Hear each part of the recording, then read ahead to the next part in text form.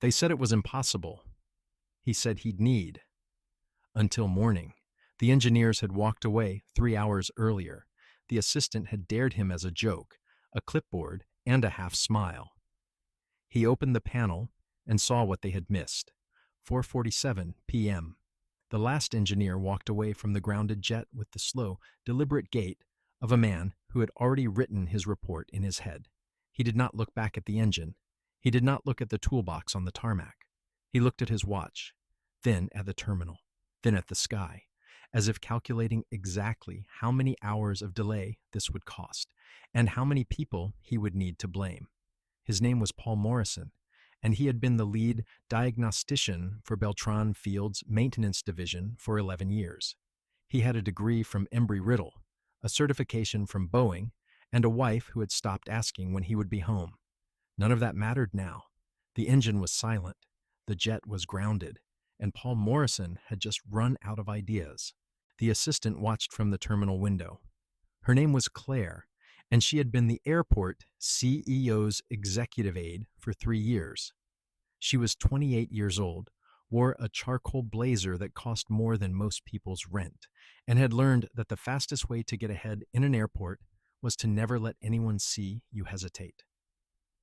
She watched Paul Morrison walk away from the jet with the same expression she used when a flight was delayed or a gate changed, a calm, practiced neutrality that said nothing and implied everything. She turned to her colleague, a junior logistics coordinator named Derek, who was scrolling through his phone. "Let's give it to the janitor," she said. "See what happens." Derek looked up. "What?" "The janitor, the guy with the toolbox.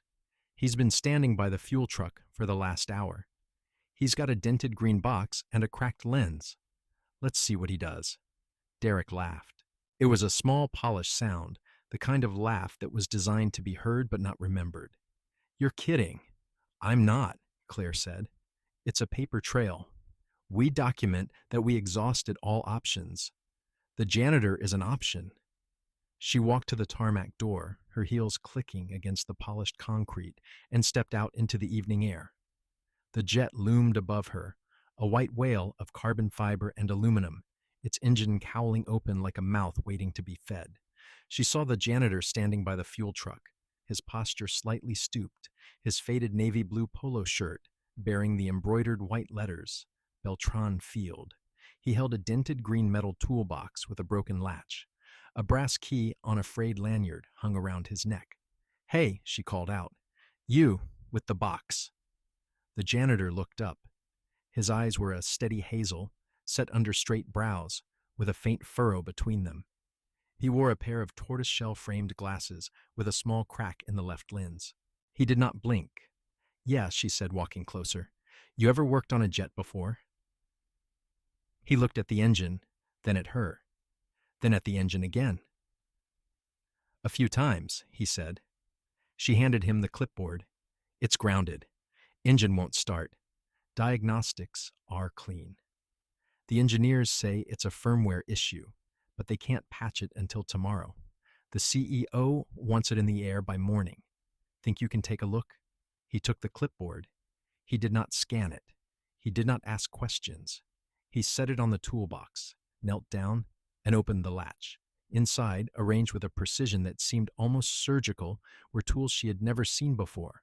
A ratcheting wrench with a custom grip, a multimeter with a cracked screen, a small flashlight wrapped in electrical tape, and a worn notebook with yellowed pages. He pulled out the flashlight, clicked it on, and pointed it at the open engine panel. "I'll need until morning," he said. Claire smiled. It was not a kind smile. "That's what I told them you'd say." She walked back to the terminal, her heels clicking against the tarmac, and did not look back. Trevor Hayes waited until the door closed behind her. Then he set the flashlight on the toolbox, pulled the notebook from its pocket, and flipped to a page covered in tight, precise handwriting. The handwriting was his own from 7 years ago, when he had been a lead engineer for Pratt & Whitney, when he had held 7 patents and a corner office, and a wife who had laughed at his backups. He had written this page in a hotel room in Singapore at 2 a.m., while the rain fell against the window and his wife slept in the bed behind him. The page described exactly what happened when a Pratt and Whitney P. W4000 engine's electronic control unit received a corrupted firmware update from a specific batch code. The fix was a single line of code. The problem was that no one remembered the line existed. He had designed the fix himself.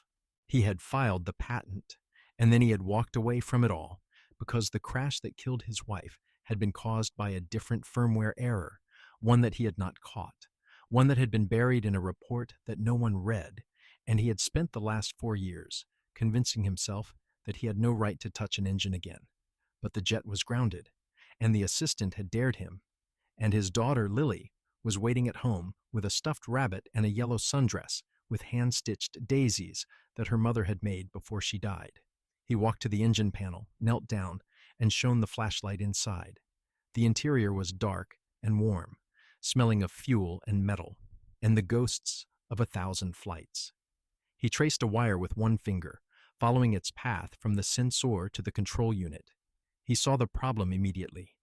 It was not the firmware. It was the sensor. The engineers had run the diagnostics, seen the error code, and assumed the firmware was corrupt. But the error code was a symptom, not the cause. The sensor had a hairline fracture in its ceramic casing, invisible to the naked eye, which was causing it to send corrupted data to the control unit. The firmware was fine. The sensor was dead. He pulled a small screwdriver from his toolbox, the handle wrapped in red electrical tape, and began to work. At 5:23 p.m., Marcus found him. The maintenance foreman was a heavy-set African-American man in his early 60s, with a round face and warm brown eyes, wearing a gray mechanic's jumpsuit with a name patch over the left breast. A thick silver watch was always on his left wrist. He stood with a wide, grounded stance, his hands on his hips, and watched Trevor work for a full minute before speaking. "Trevor," he said. His voice was a deep rumble, the kind of voice that had been shaped by 40 years of yelling over engines. "You sure about this?" Trevor did not look up. "I'm sure. The engineers walked away. They said it's a firmware issue. They said it's going to take a full team to fix." "I know." Marcus walked closer, his boots crunching against the tarmac. He stopped next to the toolbox and looked down at the notebook, which was open to the page with the tight handwriting. He could not read it from that distance, but he recognized the precision. He had known Trevor for 3 years, had watched him fix a broken conveyor belt with a paperclip and a piece of gum, had seen him rebuild a baggage cart's transmission with nothing but a socket wrench and a steady hand. Trevor Hayes was not a janitor. Marcus had known that from the first day, when the man with the cracked glasses and the dented toolbox had walked into the maintenance office and asked for the night shift. "Okay," Marcus said. "I'll tell the gate to leave the lights on." Trevor nodded. "I need a few hours. Take all night. I'll cover your morning rounds." Marcus turned to leave, then stopped. He looked back at the jet, then at Trevor, then at the sky, which was beginning to darken. "You know what they're saying in the terminal, right?" "I don't care. They're laughing. The assistant is telling everyone about the janitor she gave the job to. They're placing bets." Trevor stopped working. He sat back on his heels, looked up at the engine cowling, and let out a long, slow breath. "Let them laugh," he said. "I'll be done by morning." Marcus nodded. He walked away, his footsteps fading into the sound of the wind and the distant hum of the terminal. At 6:43 p.m., Trevor pulled out his phone. It was an old flip phone, the kind that had been obsolete for a decade, with a cracked screen and a battery that barely held a charge. He dialed a number from memory, the same number he had dialed every night for 4 years. A woman answered on the second ring. "Hello? It's me," Trevor said. "Is she awake?" "She's eating dinner. She asked about you." "I'm going to be late. Tell her I'll be home before breakfast." There was a pause. Then the woman, Marcus's wife, said, "She wants to talk to you." There was a shuffling sound, then a small voice. "Daddy?" Trevor closed his eyes. "Hey, Lily. Are you fixing the plane?" "Yes, baby, I'm fixing the plane." "Fix it good, Daddy. Fix it right." "I will," he said. "I promise." There was a pause. Then Lily said, "Daddy, I love you." "I love you too, Lily, more than anything. I'll see you in the morning." He hung up. He looked at the engine. He looked at the toolbox. He looked at the darkening sky, where the first stars were beginning to appear. And then he went back to work. The assistant's boyfriend, a pilot named Ryan, stopped by the hangar at 8:30 p.m. He was tall, with a square jaw, and a laugh that was too loud for the space. He stood at the edge of the tarmac, his hands in the pockets of his leather jacket, and watched Trevor work. "Hey, janitor," he called out. "Heard you're fixing the jet." Trevor did not look up. "You know what they're saying in the terminal? They're saying you're going to blow it up. They're saying the CEO is going to fire you before you even start." Trevor tightened a bolt. He did not respond. Ryan laughed. It was the same polished laugh as Claire's, the kind that was designed to be heard. "Check the ignition sequence," he said, mocking. "That's what you told the engineers. Check the ignition sequence. What are you, a mechanic from a movie?" Trevor stopped working. He sat back, wiped his hands on his pants, and looked at Ryan with a steady, calm gaze. The crack in his lens caught the hangar light, splitting it into two thin beams. "Check the ignition sequence," Trevor said. "That's what I told them, and I meant it." Ryan's smile faltered. "What does that mean?" "It means the ignition sequence is what they missed. The sensor is cracked. The firmware is fine. The ignition sequence is the only thing that matters." And they walked away without checking it. Ryan stared at him. For a moment, the pilot's arrogance. Trevor Hayes closes the engine panel at 9:12 p.m. He pulls a small notebook from his pocket, flips to a page covered in tight handwriting, and makes a single check mark. He looks up at the darkening sky and whispers, "Almost." The tarmac was empty now. The last of the ground crew had clocked out an hour ago, their yellow vests disappearing through the chain-link gate. The terminal lights hummed behind the glass, a soft amber glow that made the runway look like a strip of dark water. Trevor stood there for a long moment, the dented green toolbox at his feet, the brass key on the frayed lanyard resting against his chest. He could feel the cold seeping through the worn knees of his work pants, but he didn't move. He was thinking about another night, 5 years ago, when he had stood in a similar spot and watched a different engine fail. The crash had happened at 6:43 p.m. on a Tuesday in October. Trevor remembered the exact time because he had been looking at his watch when the call came. He was in a conference room in East Hartford, leading a design review for a new turbine blade, and his phone buzzed with a number he didn't recognize. The voice on the other end said, "Mr. Hayes, there's been an incident." The word incident had a specific weight in aviation. It meant something had happened, but they didn't yet know how bad it was. Trevor had felt the blood drain from his face, and he had asked the question that every engineer learns to ask, "What's the failure mode?" The voice said, "We don't know yet." That was the worst part, the not knowing, the waiting. His wife, Sarah, had been on a commercial flight from Chicago to Hartford.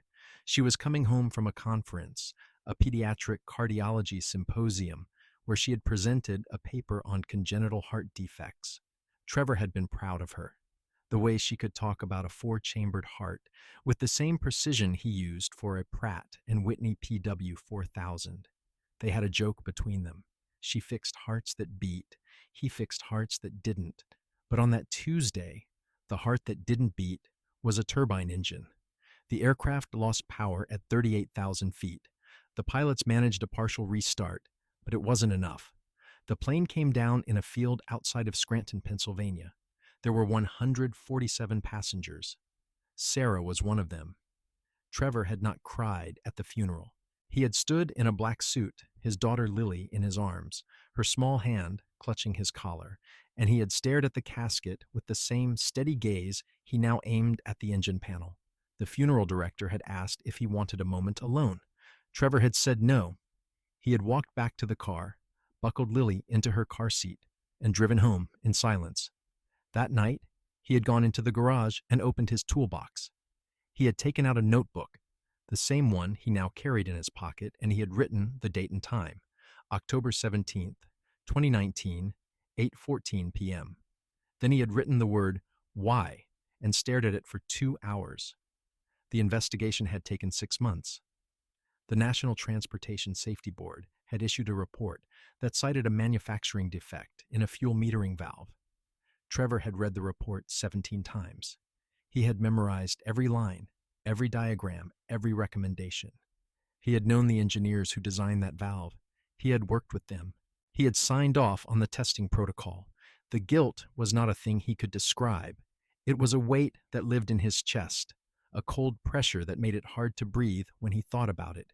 He had resigned from Pratt & Whitney 3 months after the report was released. He had sold the house in Connecticut.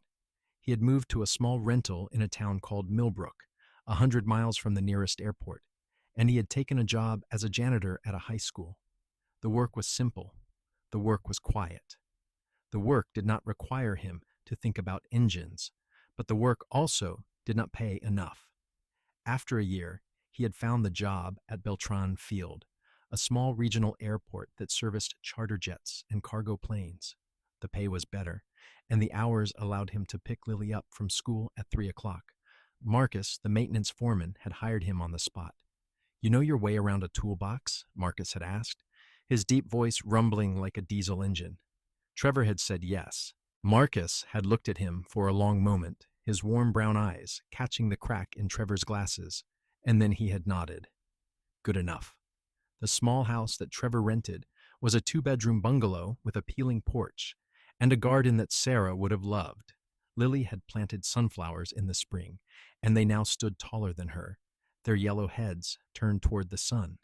On the refrigerator was a photograph of Sarah, holding Lily as a baby, her face bright with the kind of joy that Trevor could still remember but no longer feel.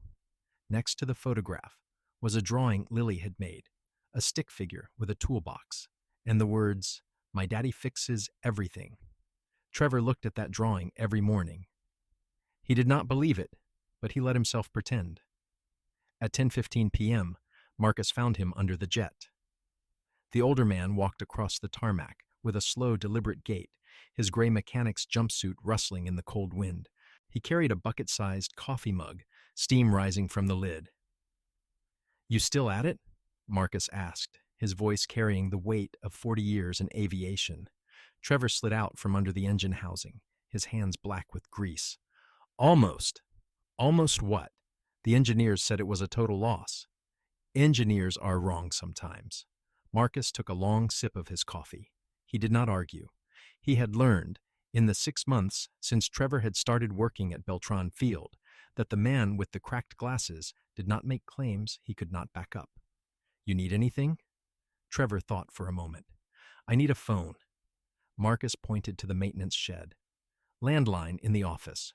Code's the same." Trevor stood up, wiped his hands on a rag, and walked to the shed. The office was small, cluttered with manuals and empty coffee cups. He picked up the phone and dialed a number he knew by heart. It rang 3 times before a woman's voice answered. "Hello? Margaret, it's Trevor. Is Lily asleep?" "She's been down since 8. She asked for you at dinner. Said to tell you she drew a picture of a jet." Trevor felt a small ache in his chest. "Tell her I'll be home for breakfast. She'll like that." There was a pause, and then Margaret said, "Are you okay?" Trevor looked at the clock on the wall. 10:22 p.m. "I'm fixing something," he said. "Good," Margaret said. "You always were good at that." He hung up the phone and stood in the quiet office for a moment. Sarah's voice echoed in his memory, a phrase she used to say when he was working late on a design problem. "You'll find it, Trev. You always do." He had not believed her then. He believed her now. He walked back to the jet, knelt down, and opened the engine panel again.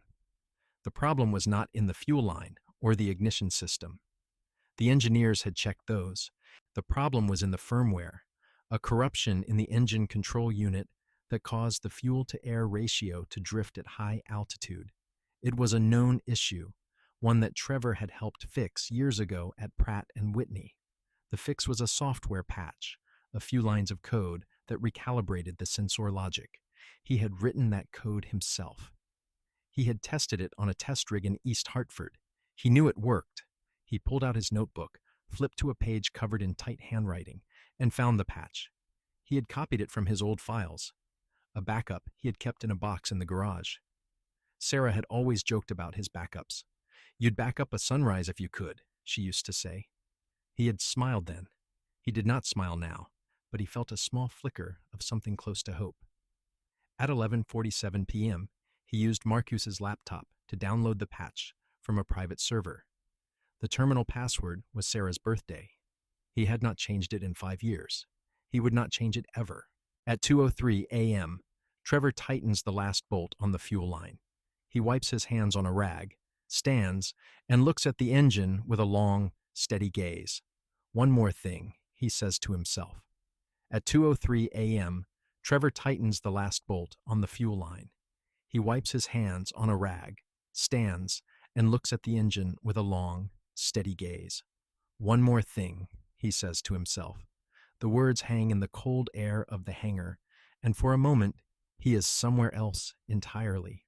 The fluorescent lights hum overhead, casting the same pale glow they cast in every maintenance bay he had ever stood in, and the smell of jet fuel and hydraulic fluid is a smell he has not allowed himself to breathe in 4 years, 7 months, and 11 days. He knows the exact number because he counted them the night he walked away. The night he packed his tools into the dented green metal box with the broken latch, drove home through a rain that seemed to fall in slow motion, and found the house exactly as he had left it that morning.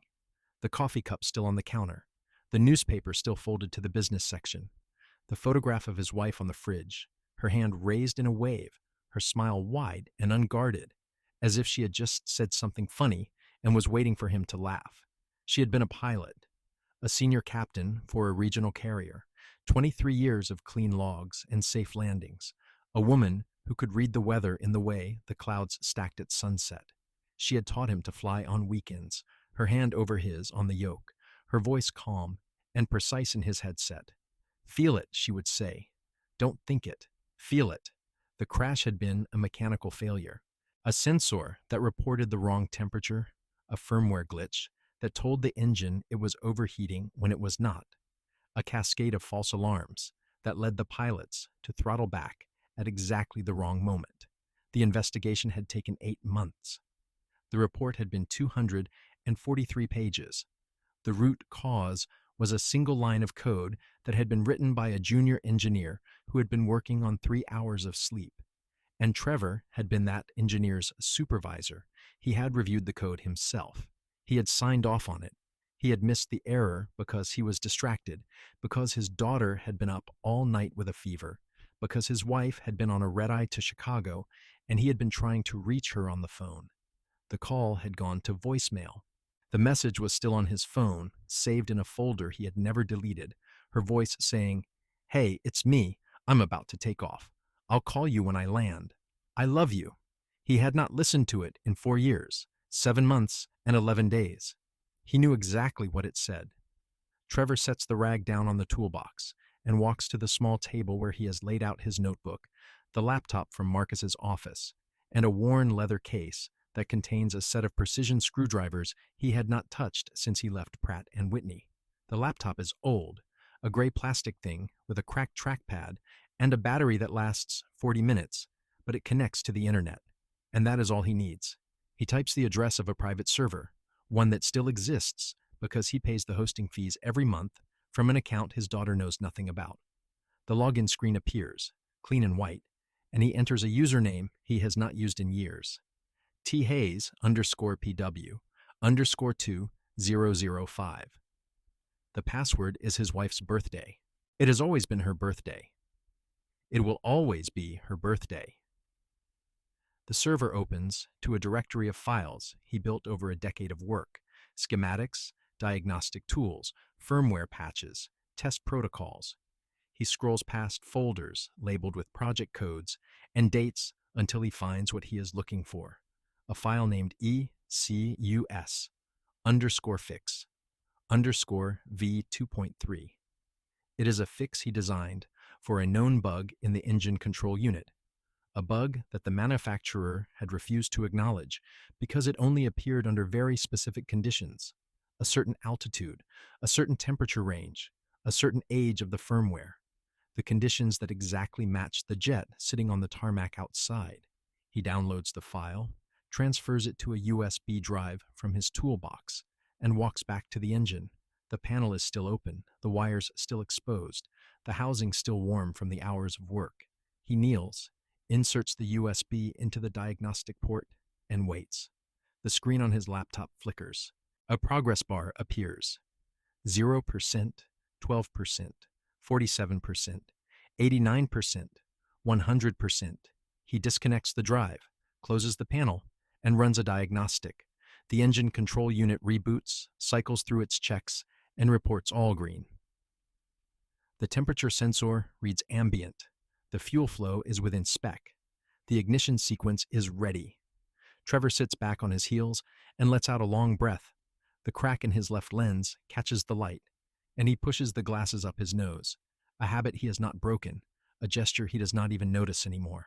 The assistant's boyfriend, the pilot, appears in the hangar doorway at 4:30 a.m., still wearing his uniform, his cap tucked under his arm. He has a smirk on his face, the kind of smirk that comes from never having been wrong about anything that mattered. "Still here," he says. "You know they're going to scrap this thing, right? The parts are worth more than the plane." Trevor does not look up. He is writing in his notebook, recording the diagnostic results in the same tight handwriting he has used since he was 22 years old. "Check the ignition sequence," he says. The pilot's smirk falters. "What? The ignition sequence. Check it. Then tell me if you still think they're scrapping this plane." The pilot stands there for a long moment, the silence stretching between them like a wire. Then he turns and walks to the cockpit, his footsteps echoing on the metal floor. Trevor closes his notebook and stands. The hangar is quiet now. The only sound, the hum of the lights and the distant rumble of a cargo plane taking off from a runway miles away. He walks to the edge of the tarmac, where the sky is beginning to lighten. A thin band of gray on the horizon. He thinks of his wife. The way she used to say his name. The way she would hold his hand in the dark, her fingers intertwined with his, her pulse steady and sure. The way she had looked at him the last time he saw her, standing in the kitchen, a cup of coffee in her hand, her hair still wet from the shower, her smile warm and full of everything they had built together. "I'll be back before you know it," she had said. He had believed her. Trevor looks up at the stars, the last few visible before the dawn swallows them, and he whispers her name. Just her name. Nothing more. The sound of footsteps behind him. He turns to see the pilot emerging from the cockpit, his face pale, his smirk gone. "The ignition sequence," he says. "It's clean. How did you—" "Go home," Trevor says. "I'll finish the rest." The pilot opens his mouth to argue, then closes it. He nods once, a small, almost imperceptible movement, and walks away. Trevor watches him go, then turns back to the engine. The diagnostic screen is still glowing, the numbers steady and true. He reaches into his toolbox and pulls out a small cloth, the same cloth he used to wipe the grease from his hands, and he cleans the panel one last time. "One more thing," he says again, and he knows what it is. Not a bolt, not a wire, not a file. Something else. Something he has been avoiding for 4 years, 7 months, and 11 days. He pulls out his phone. The screen is cracked, the battery low. He opens the voicemail folder. There is one message. It has been saved for 4 years, 7 months, and 11 days. He presses play. Her voice fills the hangar. Warm and familiar, as if she is standing right beside him. "Hey, it's me. I'm about to take off. I'll call you when I land. I love you." The message ends. Trevor puts the phone back in his pocket. He looks at the engine, at the diagnostic screen, at the sky growing lighter over the runway. He takes a breath, steady and sure, the same breath he took every time he stepped into a cockpit with her hand on the yoke. And he begins the final check. Trevor opened the cockpit door at 5:47 a.m.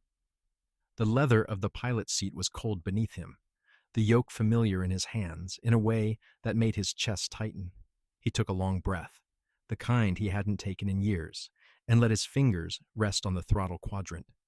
The instruments were dark, the screens blank, the whole aircraft a sleeping machine waiting for a voice to wake it. He had not sat in this seat since the night his wife died. The memory came without warning, as it always did. The cockpit of the 737, the rain sheeting across the windshield, the tower's voice cracking as it told him the weather had closed in. He had landed that plane with 300 souls on board, and he had done it perfectly. But the car that met him at the gate carried a different message. His wife had been driving home from his daughter's school play. A drunk driver. A red light. 8:14 p.m. The time was etched into his skull like a serial number. He closed his eyes for a moment, then opened them and began the pre-start checklist. The auxiliary power unit hummed to life beneath the floor, a low vibration that traveled up through the seat frame. The cockpit lights flickered, then held steady. Screens glowed green. The air conditioning cycled on, filling the space with the smell of recycled cabin air and old coffee. Trevor moved through the checklist with the economy of a man who had done this 10,000 times before, his hands finding switches and knobs without his eyes needing to guide them. At 5:52 a.m., he called the tower. Beltran Field Ground. This is Maintenance Unit 1, requesting clearance for engine run-up on taxiway Alpha. A pause.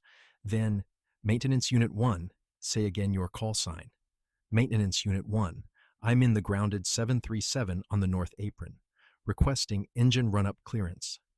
Another pause, longer this time. Trevor could imagine the controller looking out the window, seeing the dark jet with its lights suddenly blazing, trying to figure out who the hell was in it. Maintenance Unit 1, stand by. He waited. The seconds stretched. He could feel the weight of the night in his bones, the exhaustion pressing down on him like a physical thing. But he had one more thing to do, and he would do it before he let himself rest. At 5:55 a.m., the door behind him opened. Trevor didn't turn. He knew who it was from the sound of the footsteps alone. The confident stride of someone who owned the building, the jingle of keys, the sharp intake of breath when he saw who was sitting in his seat. What the hell do you think you're doing? The voice belonged to Richard Vance, the airport CEO. Trevor had seen him once before, at a distance, walking through the terminal with an entourage. Up close, he was exactly what Trevor expected. A man whose suit cost more than Trevor's monthly rent, whose hands had never held a wrench, whose entire existence was built on the assumption that people in faded polo shirts did not sit in cockpit seats. Trevor turned his head slightly, just enough to see the man's face in the glow of the instrument panel. Running a diagnostic, he said. The engine's been cleared for ground test. By who? By me. Vance's jaw tightened. You're a janitor. You don't have the authority to... Sir.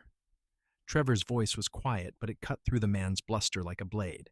The engine control unit has a firmware corruption that was causing a fuel-air mixture imbalance at high altitude. The manufacturer issued a service bulletin for this exact issue 6 years ago. Your engineers missed it because they were looking for a mechanical failure, not a software one. I've patched the ECU, recalibrated the fuel injectors, and replaced the faulty sensor on the bleed air valve. The engine is ready for a run-up test. All I need is your permission to start it. Vance stared at him. The silence in the cockpit was absolute, broken only by the hum of the APU and the distant sound of a baggage cart moving across the tarmac. Who are you? Vance asked. Trevor didn't answer. He turned back to the instruments, his fingers finding the ignition switch. I need a clearance. The sun's coming up in 20 minutes, and I'd like to be home before my daughter wakes up. At 5:58 a.m., the tower called back. Maintenance Unit 1, you are cleared for engine run-up on taxiway Alpha. Proceed at your discretion. Trevor keyed the mic. Maintenance Unit 1, copy. Starting engine run-up. He reached for the ignition switch, but before he turned it, he paused. He took a photograph from his shirt pocket, worn and creased from years of being carried next to his heart. A woman with curly blonde hair and a smile that could stop traffic. He set it on the instrument panel propped against the altimeter and let his fingers rest on the edge for just a moment. Okay, he said. Let's see if I remember. He turned the key. The engine coughed once, twice, a sound like a giant clearing its throat. Smoke billowed from the exhaust, thick and gray, And for a horrible moment, Trevor thought he had been wrong, that the firmware patch hadn't taken, that the problem was deeper than he had diagnosed, that he had spent 12 hours chasing a ghost. Then the engine caught. The sound was a roar that shook the cockpit, that vibrated through the floor and up his spine, that filled the entire world with a deep, steady thunder. The RPMs climbed. The instruments showed green across the board. The fuel flow was steady, the temperature within spec, the vibration within tolerance. It was a perfect start. Trevor let out a breath he hadn't realized he was holding. He ran the engine through its paces. Idle, taxi power, takeoff power, climb power. Each setting held steady, each transition smooth, each reading exactly where it should be. He ran the diagnostic twice, then a third time, because old habits die hard, and his wife had always laughed at the way he checked everything 3 times. At 6:02 a.m., he shut the engine down. The silence that followed was louder than the roar. He sat in the cockpit for a long moment, the photograph still propped against the altimeter, his hands resting on the now quiet throttle. He looked at her face, and he felt something he hadn't felt in years. He felt like he had done something right. He took the photograph, kissed it once, and tucked it back into his shirt pocket. Then he unbuckled his harness, stood, and walked out of the cockpit. The assistant was waiting at the bottom of the stairs.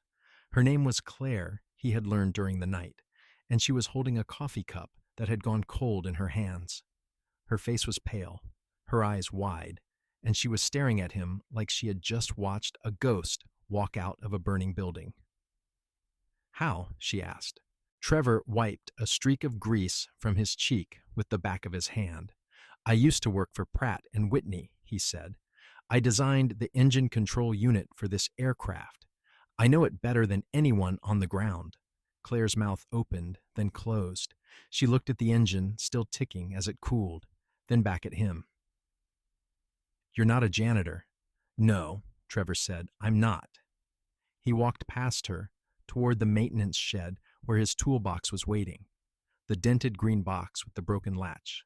The one that held a set of wrenches his wife had given him for their 10th anniversary. The one that had followed him through every move, every job, every quiet night of grief. Marcus was standing at the door of the shed, his arms crossed, a grin spreading across his face like sunrise. "You did it?" Marcus said. "I did it." "I heard the engine from my office. Sounded like a dream." "It's a good engine. Just needed someone who knew how to talk to it." Marcus laughed, that deep rumbling sound that made Trevor feel like the world was still turning the right way. "Come on, I'll buy you breakfast, my treat."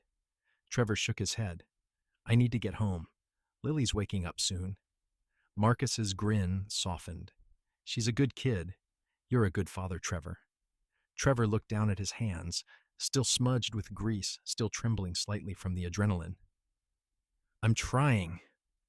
He picked up his toolbox and walked toward the parking lot, his boots scuffing against the tarmac.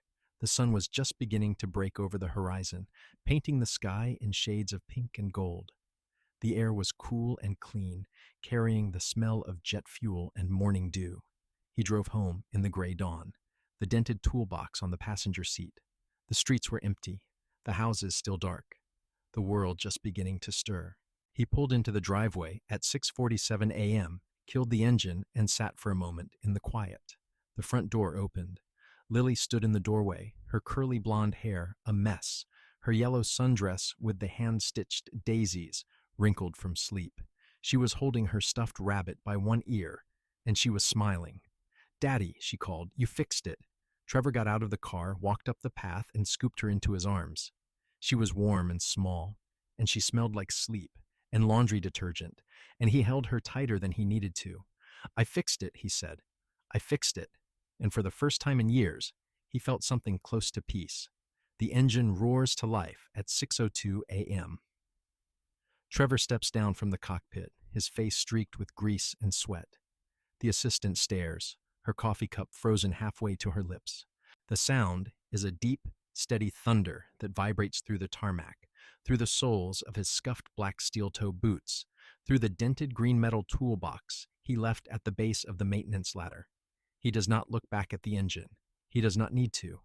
He knows the sound of something that has been fixed. The assistant's name is Claire.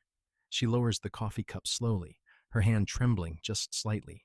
She has been standing there for the last 20 minutes, watching through the glass as the janitor, the man in the faded navy blue polo shirt with the cracked tortoiseshell glasses, turned a dead machine into a living one. She opens her mouth, closes it, opens it again. How? She finally manages. Trevor wipes his hands on a rag from his back pocket. The rag is gray with use, stained with hydraulic fluid and jet fuel. He folds it carefully, tucks it away. I knew the problem, he says. That is all. The first engineer arrives at 6:07 a.m. A man named Patel, who had walked away at 4:47 p.m. the day before, shaking his head, declaring the jet unsalvageable until a new engine control unit could be flown in from Singapore. He sees the lights on the jet. He hears the roar. He breaks into a run across the tarmac, his tie flapping over his shoulder. When he reaches the ladder, he stops, his mouth hanging open. He looks at Trevor. He looks at the engine. He looks at Trevor again. That's not possible, he says. Trevor shrugs. It's a firmware corruption. Known bug? Your diagnostics couldn't see it because the error code was masked by a secondary fault in the fuel sensor cascade. He says this the way a man might recite a recipe. I patched it from a private server, recalibrated the injectors, tightened the fuel line. It'll hold. Patel's face goes pale. He recognizes the solution. He knows who designed it. You're Trevor Hayes, he whispers. You wrote the Pratt and Whitney diagnostic protocol, the one that saved the 787 program. You disappeared 5 years ago. Trevor does not confirm or deny.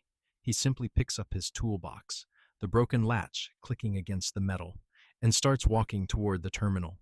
Behind him, the engine continues to sing. By 6:15 a.m., the tarmac is crowded. 3 more engineers have arrived. The airport CEO, Richard Vance, a broad-shouldered man in a charcoal 3-piece suit, strides across the wet asphalt, his polished black Oxford shoes splashing through the puddles. His silver hair is slicked back, his cold pale blue eyes scanning the scene. He finds Claire first. What is the meaning of this? He demands. Who started that engine? Claire points at the janitor walking away. Him, she says. The maintenance man. The one you told me to give the impossible job to as a joke. Vance's face flushes. He turns, his silver signet ring catching the morning light as he gestures for Trevor to stop. You, he calls out. Stop right there. Trevor stops. He does not turn around.